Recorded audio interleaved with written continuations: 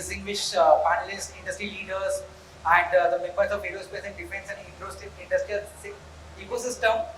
It's a privilege to moderate the conversation with regards to the Great Technology India Summit 2026 here in Pune, a city that represents the DNA of Indian precision and engineering manufacturing excellence.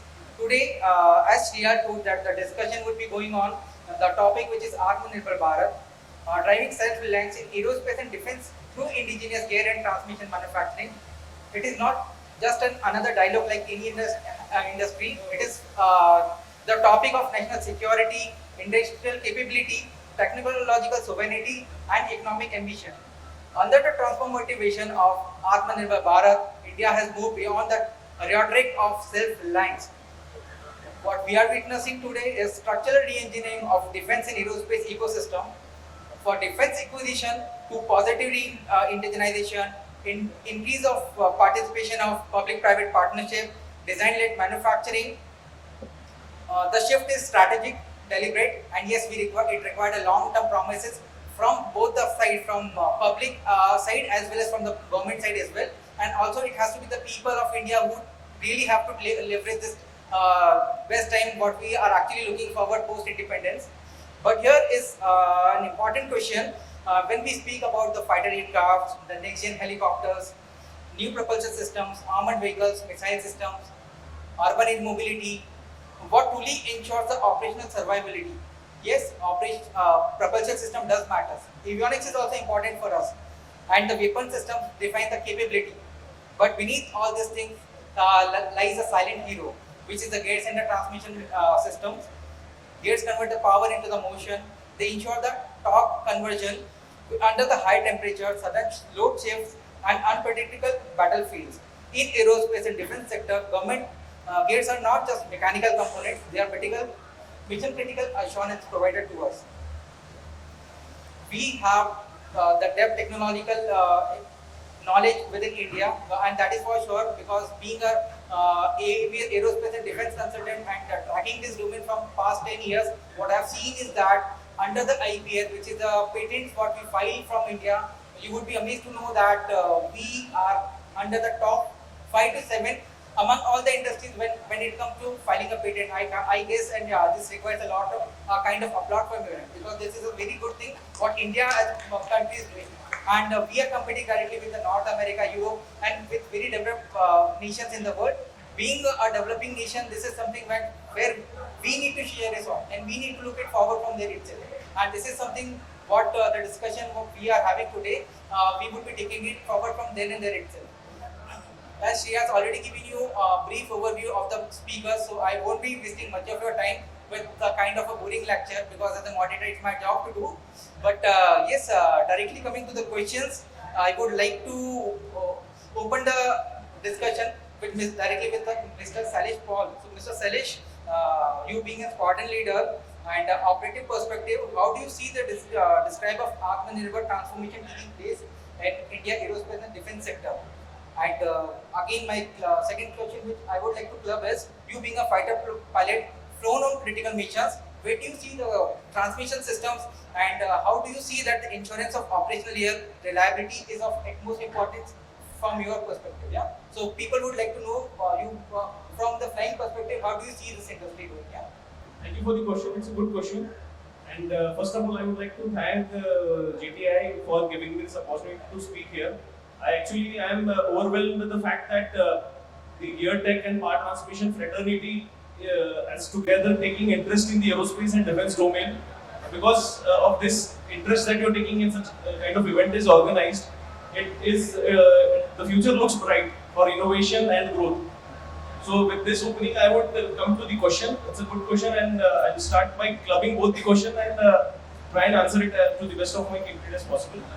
So when talking about development in the aerospace and defense industry, that is through the Atma Nirbhar Bharat, there's a lot of effort that the government has put in, and there's a lot of trust behind in this aspect. We all are aware of this. The most hot topic today is development of our own jet engine. We see that the Kaveri is not fitting into LCA Tejas, and we are importing engine from General Electric, and we need a aero engine of our own. So yes, of course, there's a lot of discussion that can be done in this aspect. But before we jump on to discussing the technical part or the gearing part about the aero engine, let me first give you an insight as a user on the ideology of how things work. I would like to take you back in the Cold War era, because right now the era that we are entering, where we start in the innovation part, the world has done it a few years back. Maybe the technological aspects would be different. They have invented something else and we start from some other place. But the journey has already been done by some of the countries. That, like Russia and the NATO countries, they had done their development in the Cold War era. They developed fighters. And we are also doing that. Maybe the technology would be different, but then again we are in the same race. Maybe the start points are different. So when we talk about the ideologies, I would like to introduce this concept of the Russian ideology and NATO ideology. Because being in Air Force, we have operated versatile platforms. We have fighters from the NATO origin, also from the Russian origin. Now it's a very, very distinct feature that I feel that you could take home and you can ponder over it. That will give you a lot of insight on how the development ideology works. So giving you a small example, like the Russian ideology, Russian system is very robust. It does the job. But NATO is very sophisticated equipment. While development of a fighter plane, it is a saying that the cockpit is in the NATO, the pilot's place, the cockpit is designed and the aircraft is designed around it. Whereas in the Russia, the fighter plane is designed, then they decide where to fit the pilot. So to elaborate more on this, I'll give you an example. I understand that the entire fraternity is all tech-based, so I can give you examples which are very technologically based, and you would all appreciate that. So I'll give you a very particular example of a Sukhoi 30 MKI. Now it's a twin-engine aircraft, and you also would be aware of an American fighter called F-22 Raptor. So if you look at the F-22 Raptor, the thrust vectoring or the nozzles, the thrust vector moves in one axis. That is the plus minus, just in the one axis. That gives you the capability to maneuver in the axis. It gives you maneuverability, it increases maneuverability. But whereas the similar thing is there in the Sukhoi, but then what Russians did was, they did a smart thing. When the engines were placed, their engines also move in one axis, but what they did was they just twisted both the engines. So one engine is mounted slightly tilted and another is slightly more tilted. So the tilt is somewhere between 32 degrees. Now both nozzles in Raptor, they move like this along the axis of the aircraft, and also the Sukhoi engines are supposed to move like this, but because it is tilted like this, and now through the fly-by-wire they control the engines independently. Now because of that, when the maneuvering is done, it is not just one axis. They could demand in a three-dimensional axis maneuvering through the same engine, because it is just mounted like, because it would do this, and the thrust axis would again give you a sideways, because then if you see the Sukhoi could do, you can do like turn in this axis. Now this is some very basic brain that has been used. Again, going back to that WhatsApp message everyone would have read back in those days, where we said that when space race was going on, everyone was trying to go to space. USA developed a $1 billion pen which would work in zero gravity, whereas Russians carried a pencil. We all know that joke from those days. So that is not just a joke, but it is the ideology which we work on. Now, from that ideology, I would like to bring you to as Indians, when we start working, we also first need to build our own ideology, like what kind of products we have. There's already some work that has been done by ISRO. They've already set a benchmark in the industry, in the space industry, that how India could develop sophisticated equipment, reach various milestones while keeping the budget in a restraint. So that is, once we developed our ideology, and then we start working on the aspects of innovation and how we go on building our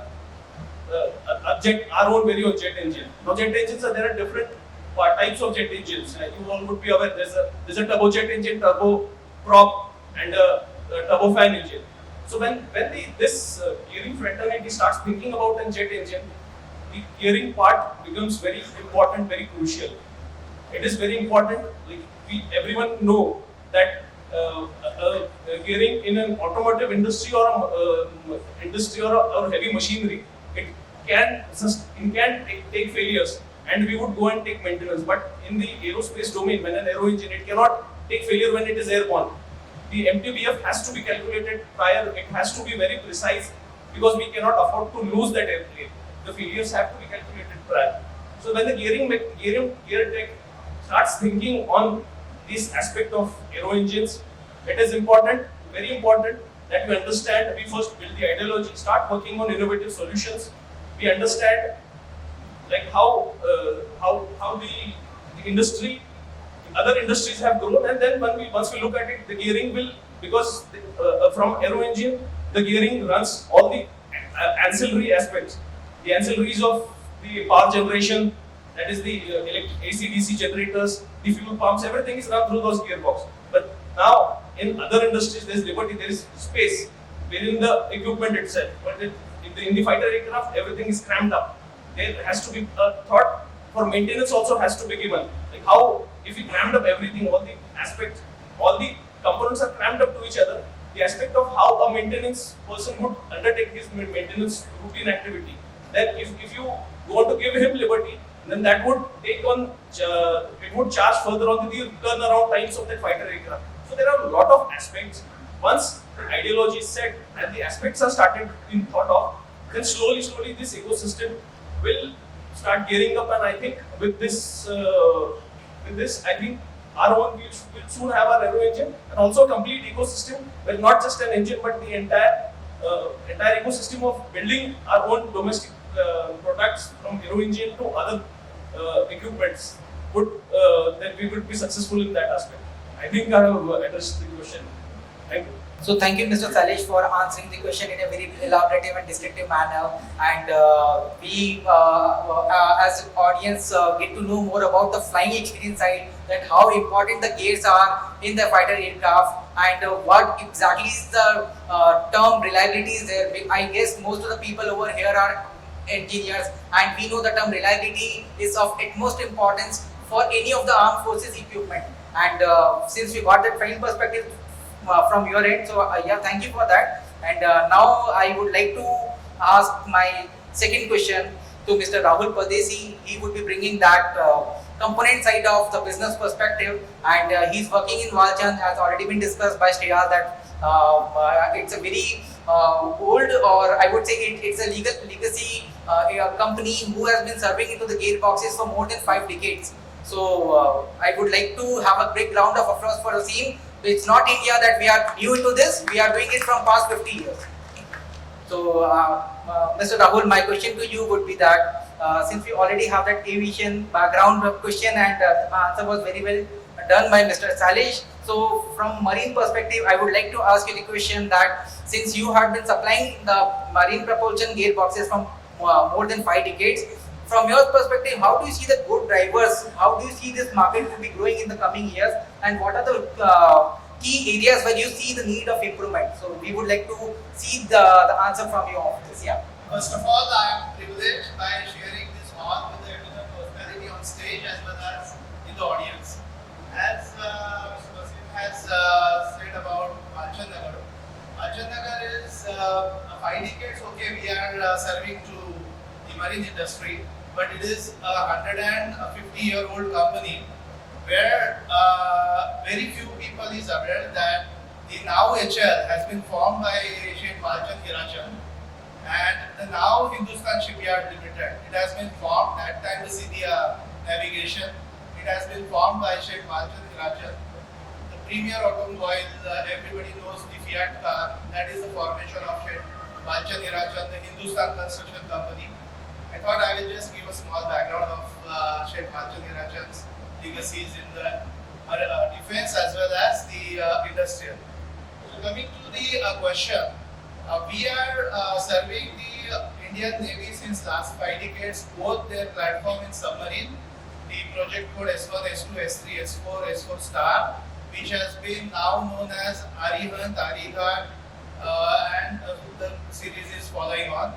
So these are all nuclear submarine, and we were the part of Atma Nirbhar Bharat. Maybe from 1919 onwards, when this Russian nuclear submarine has been arrived in India, and it has been asked Walchand Nagar to reverse engineer the transmission system. So now what activity needs to be done at that age? Because today we are one-touch mobile communication, but that time Walchand Nagar has taken that challenge, and we have collaborated with a company in Switzerland called Mark. Now it is a REG. We did a lot of TOT technology transfer by deputing our entire team in production, design, service. Mr. Yalmar is our 42-year-old, not 42-year-old as far as the experience is concerned. Of course, he was more than 70 years, but still he is associated with us. So these people got trained. They tried to bring all that TOT here in India, and like how we were a part of success story for the nuclear submarine and propulsion gearboxes, coupled with BHEL 18,000 horsepower steam turbine. It's a nuclear power station inside the submarine. Then from there onwards, we have taken up the lead. We were part in various programs of Indian Navy for their frigates, corvettes, offshore patrol vessels, survey vessels, the Aditya fleet support. So we developed various transmission, more than 68 large side transmission ranging from 10 ton to 70 ton. We have delivered for Indian Navy and we were part of their success story. So this is, I will say, the success story what we have achieved in partial TOT, partial intellectual property which we have received from the overseas, maybe from the Russians or from Swiss company or Franco as he has said, or to the more extent to some Americans also, because we developed certain platform in collaboration with Philadelphia. Yes. Okay, but in 5 decades after say grasping all this knowledge or acquiring, absorbing all this knowledge, Walchand Nagar has become an independent entity where they could able to design a 100% indigenous mechanical transmission system for the main propulsion as well as for the jet propulsion, the both type of propulsion. With the CPP, the control pitch propulsion, FPP, fixed pitch propulsion, and the water jet kind of propulsion. Now the challenge, because since both the questions are complementing each other, today the challenge is the ship platform which we have served. Okay, that time those platforms were requiring for the nation, for our securing our borders, for safeguarding our civilians. But now we are looking forward to build a platform which we can deliver to the third world countries or developing nations as an export opportunity in a global market. So for that, the infrastructure is a very critical, because as Sqn Ldr Shailesh has conveyed, very limited space in aircraft. The same situation is very limited space in the engine room of surface marine or even submarine, you cannot imagine. So the size of the gear which can carry maximum torque, at the same time you have to take care of the stringent NSS 1, NSS 2 requirements, where airborne, structure-borne noises are very stringent. If you supply anything in a submarine, your anti-submarine mine should not detect any signature of sound, vibration.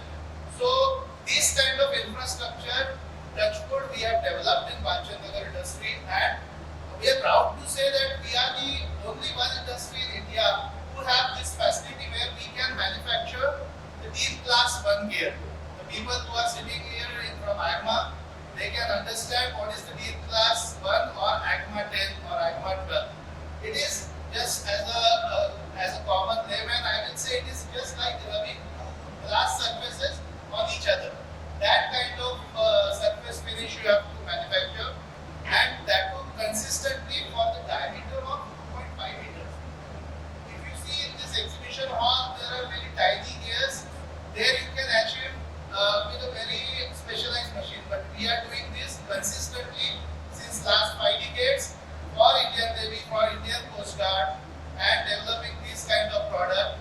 Now we have ramped up it for the export. Of course, export will be as per the government policy, will not be B2B, it will be G2G of course. We cannot deliver any product which we have developed for the nation as a direct seller. So there are a lot of policies are engaged to that. But we have ramped up our facility to export this. We see a very huge market not only the domestic, because if you see in domestic market also, lot many projects, we are under tremendous pressure to deliver in a very short span of time, because n number of ships are lined up, like new generation missile vessel, new generation corvette, so many FPVs, fast patrol vessel, so many fast attacking craft vessel, ASW corvette, the anti-shallow water craft vessels, DSV diving support vessel to support the submarine team. So many projects are coming up, and the entire idea of MOD is to develop this in this nation and then try to replicate it by exporting it to all third world nation or developing nation as a defense equipment. So that is how at least we are also ramped up, and not only Bachchandnagar, there are other gearbox manufacturers also.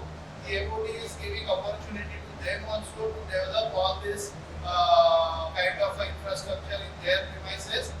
So a complete ecosystem is getting built because of the Atma Nirbhar Bharat initiative. Lot of people, as you know, there are the purchase preference policies. Everybody is going. So there has to have a 50% indigenization in your product. Indigenization means not only making the infrastructure and getting a drawing from any overseas collaborator and just manufacturing. That phase is over. Now, I may be sounding a little bit harsh on that, but we are lagging in R&D. Whatever maybe, okay, maybe European country or Russian, they have in their DNA the engineering, technology, everything. But then with the globalization, we have to move very fast, because today also the upcoming ships which are coming, and they require very critical kind of a transmission. It's a combination of gas turbine and diesel engine, so we call it as a Kodak or Kodak. That kind of transmission, unfortunately, in India, nobody is having that technology. We have to have a dependency on some European supplier or Russia. Russia, of course, is a G2G, so the process is very stringent. Even the Americans, of course, they will not going to support. Even when you try to buy something directly from the European Union, there are a lot of checks. There are a lot of formalities you have to complete to import some certain item or even to get the DOT.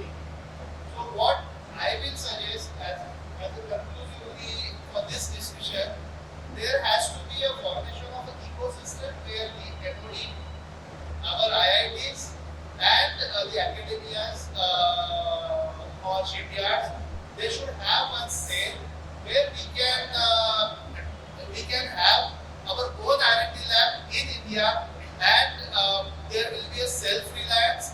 There will be absolutely no dependency, because even today, or my colleague Mr. Yalmar will also say, where we have to serve certain ships. We got collaborated with ECNS, now the Naval Group, but we have to more depend on them even for certain controls, and they won't share that. So we don't want to run our nation's defense equipment on somebody else's passwords or OTPs. That's what happened. So this is how we see the future in both ways. There is a tremendous opportunity domestic as well as for the export as far as defense equipments are concerned. But at the same time, there is an alarm. Your R&D should be well placed. Not only in terms of soft skills, but you should have the test labs where your equipment should be tested 100%, because as the aerospace is a zero defect company, a zero defect entity, similarly the naval is also a zero defect entity. You cannot go in the deep sea and say, oh, my gearbox is got failed and now I can't do anything, because it's not only a mechanical transmission, it's a complete art of that maybe 2,000, 3,000 or maybe 20,000 crore investment. If the gearbox fails, that investment is standstill. It remains only at the harbor, that's all. So, at the same time, the R&D supported with R&D labs has to be there, where we can place all these equipments and ensure that whatever is going inside, of course these are all type tested gearbox. Today also we do the type testing, but we will be getting somebody else's design and doing type testing. We want our own design. It has to be type tested, fitted, exported, and of course the entire theme of the export of defense equipment is saving your forex on the import also and getting the forex. There should not be any deficit as far as the forex is concerned. So thank you, Mr. Rahul, for giving that elaborative and descriptive answer for the question, which is much required on this platform to be addressed. And as you guys know that we are discussing more about the defense equipments, including the naval and the armed forces, as well as the aircraft, helicopters, and drones as well. But and also, if you have seen what we were discussing, it's more related to Russia, NATO, or the Western countries. But nobody talked about China, and we have a Chinaman over here. And I'm not talking it directly like this because my senior in Fortune Business Insights has actually spent around half of his decade in China itself, and he has done a tremendous amount of work into industrial manufacturing and defense equipment over there. So he would be the right person to get to know that wow, exactly we can compare India with China, because being our neighbor, we know the pace and the tangent what our neighbor is doing. We need to, if not we can't surpass them, we need to be very close, and we need to tighten the gap. And I guess Mohit, you are the right person to answer this question, because you have been on China, you have worked in Shanghai for a long period of time, and that's the reason I would be directly coming to my question now, that I would like to know what exactly is the industrial challenges we face in India, and what exactly is the X factor of China, which is actually making them the number one country in terms of the GDP growth rate. So yeah, I can also speak a lot on this, because being a consultant, I also know a lot of things about it. But I would like to open this platform to my senior to answer this question. So first of all, Waseem, I think this was a surprise for me, when you actually touched about China. So, I mean, just to introduce myself, I have been into research consulting advisory services for the last 18 years, and I have spent almost 5 years in China. I was in Shanghai for a consulting company, and I worked for a lot of Fortune 1000 companies, along with Chinese as well as Indian, Asian giants, including Japanese, and So I would say, according to my experience into China, as well as if I compare with other, American, Western countries as compared to other Asian nations, so I think it's pretty difficult to actually compare with China right now, because I think the basic point is China kept quite close. They keep things quite confidential. And it's hard to actually break when you actually when you look at their core. So they keep things very secretly. Even the people living there, they are also not aware of almost everything, exactly what situation they are, how the government is managing. But I would say they are working for the people that I have seen there while living, and they are looking forward for to match all the Western nations, and working tremendously towards that. So, I mean, coming back to I think some of the major points, and I think my other partners, Mr. Sqn Ldr Shailesh as well as Mr. Rahul, they have talked a lot about the aerospace as well as the marine side of things. So, being industrial, part of the consulting side of things, we have worked for different clients. So, we have worked for, of course, people from the land to the skies to the marine, and obviously like also industrial, automotive, and a lot of different clients. And we see that, of course, when it comes to Atma Nirbhar Bharat, there is a lot of push, especially from last a decade almost. I would say but especially last 5 to 6 years that we have seen. Actually, when you go out, when you meet people, when you actually talk to global stakeholders, you actually feel that. Because now you can look into their eyes, you can feel the difference that how they see India now. So which was not the case, I would say, compared to 20 years back, 30 years back. But I think moving and talking about the, especially into the core of gear and transmission side of things, I would say there are three major challenges. I would keep it short and simple because being a consultant we have to be more precise and coming to the point. So I think there are a few points that have been already discussed by my other peer partners. So I think the number one challenge is the R&D. R&D, when I'm saying, is the funding. So we need to have a lot of fundings to develop and own the R&D side of things, because that's the core of any sort of development when it comes to the indigenous development, when it comes to Atma Nirbhar Bharat. And we have to focus on having a lot of expenditure in terms of our R&Ds. Second point I would say is the technology know-how, where of course we see that we have to work a lot in terms of gaining that edge in terms of the technologies, because of the gear and transmission. When we say it's actually a lot of core of any machine. So we have to see that we need sophisticated technology to drive and make to that level of self-reliance. And third, I would say is the resources. I would say like the manpower, because we have seen that a lot of talent actually from India usually move abroad. A lot of IITians, IIMs, guys usually go out and work with all the global reputed organizations. But of course, we see that still India is a large pool of engineers. We have a great scope of resources, but it's just that we have to put a dedicated energy and focus. That's all I would say. Like if we work on these three pillars, where we say talent, technology, and the R&D funding. So I think if you work on these three pillars, I'm sure I would say you will see in next 5 to 10 years, you will see India will be at a global stage, and talking about a lot of things, even not just in going on the self-reliant, but also helping in nearby countries, Asian nations and developing nations in terms of sharing and exporting the defense technology abroad. So I would say just this is much shorter and simpler to your answer.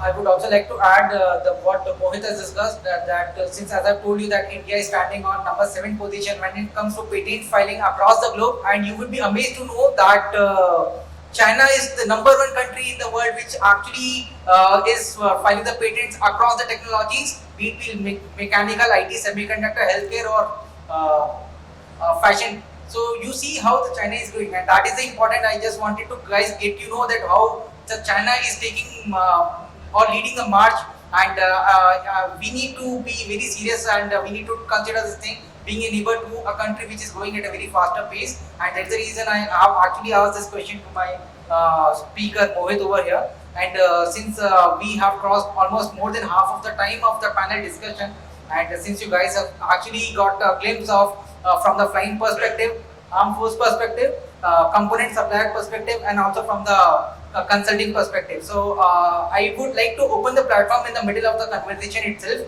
If you guys have any question, please go ahead and ask. Good afternoon, I am Sudarshan Rao. What I heard between Mr. Rahul and Mr. Mohit, and of course, the squadron leader is a flyer, so he's a user, but you are the manufacturers. What I heard is that R&D is lacking. Now, as Walchandnagar, what are you doing to get this R&D into your organization and plus to India? Like if you go abroad, like in Germany,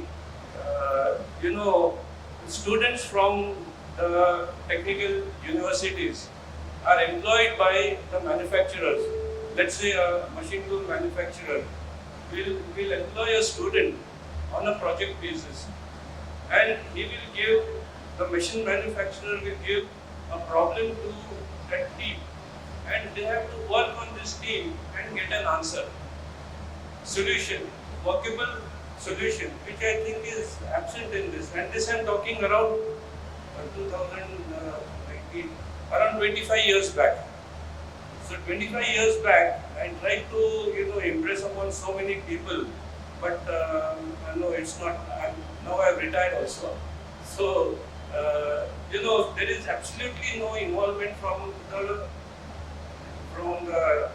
industry honchos, nor are anybody, nor are the institutes pushing their students. It is only the pay packets they are pushing for, but not for this R&D, which is going to really help India in the long run and make us more Atma Nirbhar. Thank you. I would like Mr. Rahul to answer. Yeah, Mr. Rao, it's a very, very important, and that's what I said that time. That you may have heard I may be sounding harsh or blunt when it comes to R&D. As far as the Nagar industry is concerned, as I have conveyed at the inception of my speech, that we have commenced the R&D in 1980s by deputing lot of people from our organization. But as you have correctly pointed out, now since last 1 decade, what we have started doing, we have tied up with various IITs in India, IIT Bombay, IIT Kharagpur, IIT Chennai, and we are nurturing a lot of talents which are aspiring for even startups. So they are getting trained in Nagar for the commercial aspect of these equipments. Plus, Nagar is having its own technical institute. You might be knowing it's a Valchand Institute of Technology. So from day one, we are aiming certain set of students who can support in our these programs. They can be get trained overseas, and Mr. Mohit has correctly pointed out.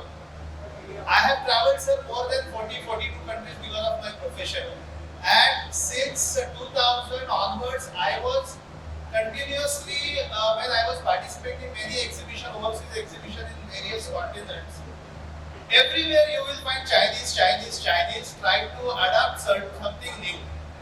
And lot of R&D centers they have established in Europe. You go to Germany, France, Scandinavia, UK, everywhere you will find Chinese students, as you have correctly pointed out, where we are lagging. We have started that initiative, and we are expecting that lot of Indian industry should start that initiative, so that the technical know-how should remain within the country, and tomorrow we can able to encash that, because today whatever you want to buy, you have to pay a boom for that. So R&D is the core. That's what I want. Yeah, partially you have addressed, but see, the main thing is you are training them up for certain operations, but how many problems that you have in your organization, in your engine or in your product is given to these students for a solution. That is where my main point is. Nobody is, none of the students are given this specific issues, like there is a slight vibration, maybe very slight, maybe 0.1 dB or whatever. But we don't want that. We want it less than 0.1, maybe you have a threshold, less than that, 10% less than the threshold.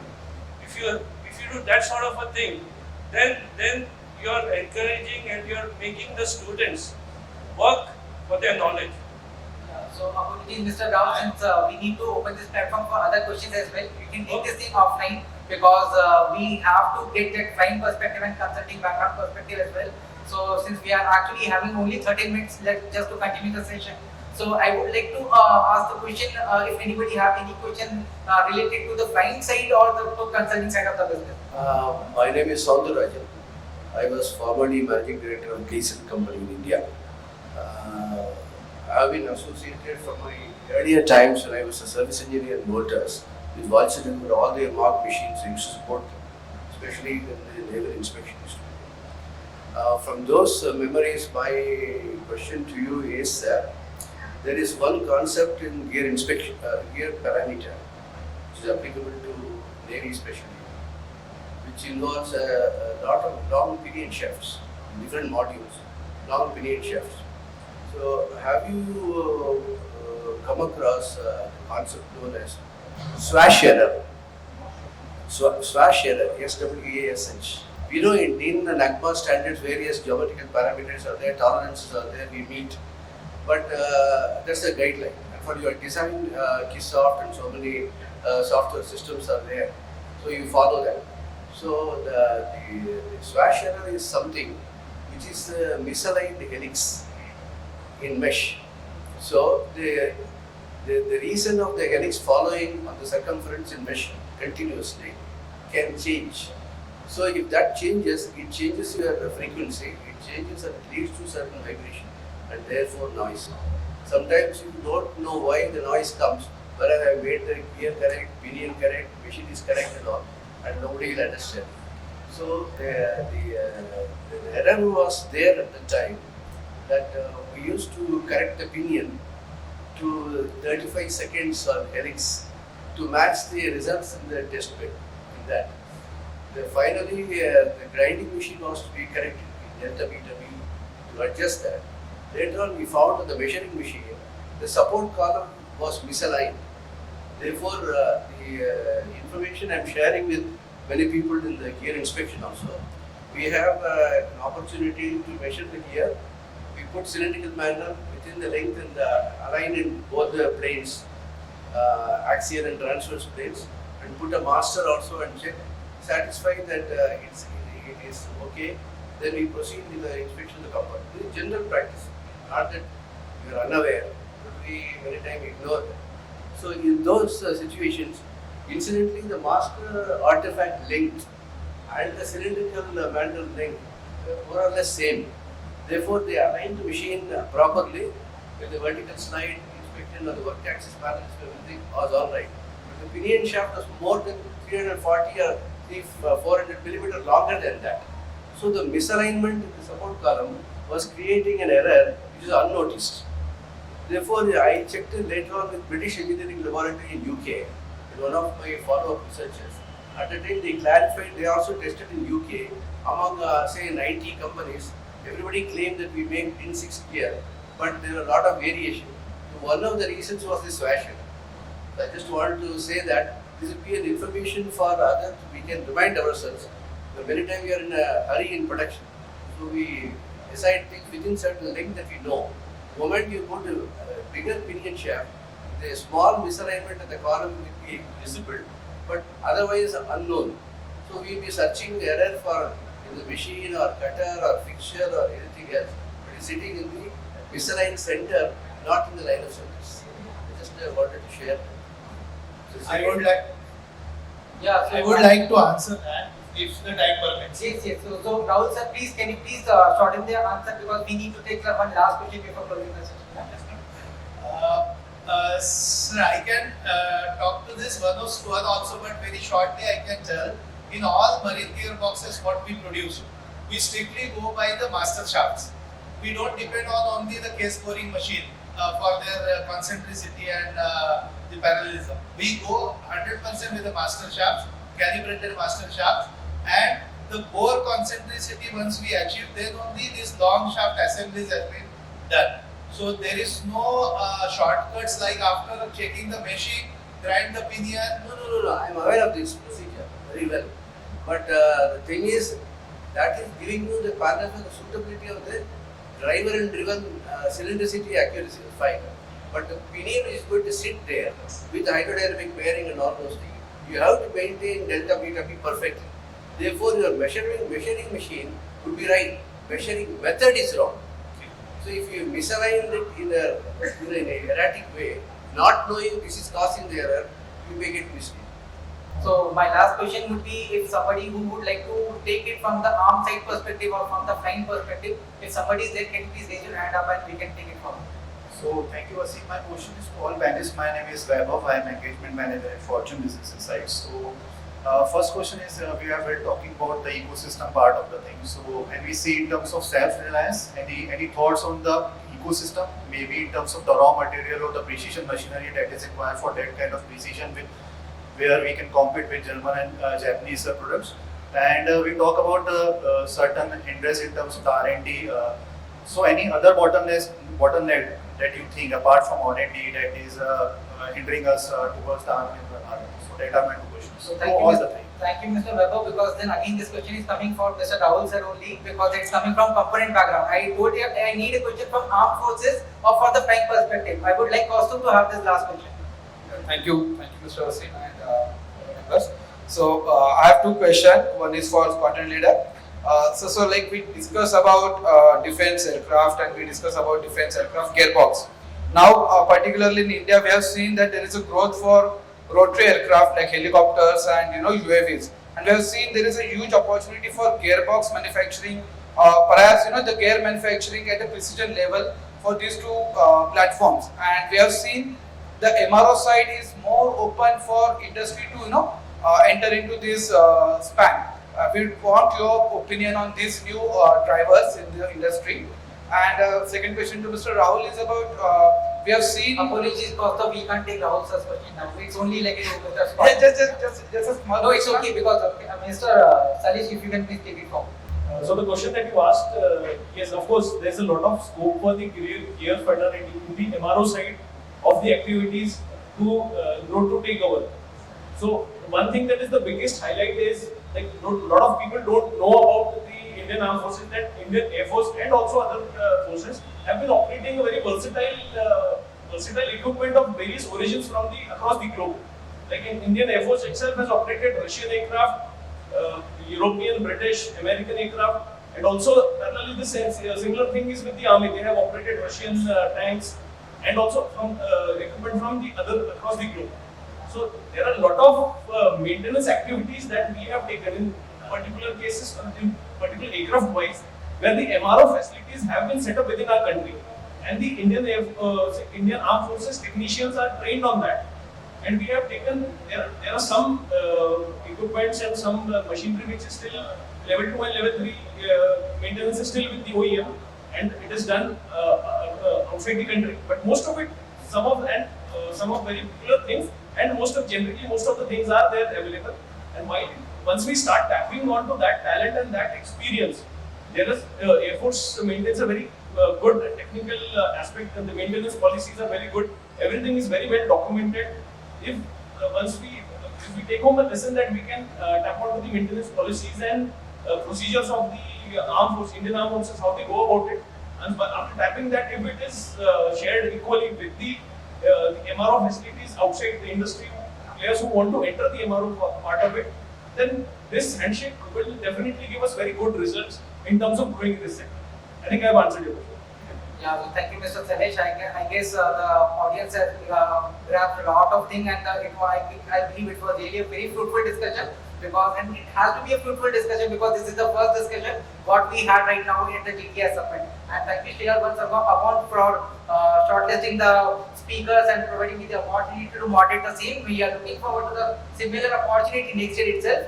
And if you guys have any further questions, we can take it offline because Shreya has to start the second section, which is like would be starting within a span of next 3 to 5 minutes. Yeah. So thank you once again. Thank you.